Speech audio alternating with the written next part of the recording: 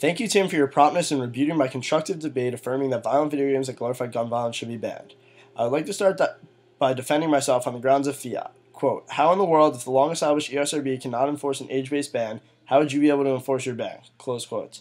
Tim, I believe you are mistaken in your interpretation of fiat and of the rules of this normative argument. You are in direct violation of fiat.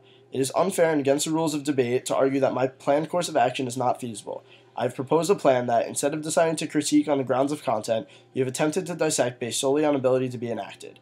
If every negative side of a debate ran an argument like this, an argument which could be applied on any number of levels to essentially every debate topic, debate in and itself would become redundant and pointless, as it is impossible for the affirmative to outline a fully feasible plan in the allotted time. Round after round, the side arguing how, not why, would win. I have given to you what I believe to be a fair, more effective solution to the problem with the status quo, yet you have given me nothing to debate on. As a judge, I feel it is of the utmost importance you consider this fallacy when scoring my debate round. As the negative side, I remind and encourage you that your job is to prove why my stance is undesirable, not how my stance is implausible. You quote Craig Anderson in his belief that no extreme acts, school shootings, for instance, occur because of one risk factor. To this notion, I have a very important point to make. Human life has an intrinsic value that we as a society must hold in the highest regard. To dismiss my plan because of your skewed notion of Mr. Anderson's quotation would be to devalue the worth of life itself. Yes, there may be many factors in an incident of gun violence, and nowhere did I imply otherwise. I am implying that this factor in particular, that of glorified gun violence in video games, is one within our control. Why wouldn't we do everything we can to preserve as many lives as possible? Do you think otherwise?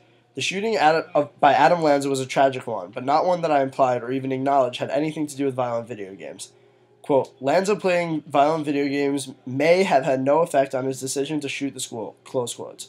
To this quotation, I refer you to my previous point that if it did have an effect on his decision, we as society are to blame because we were in control of that factor and failed to act.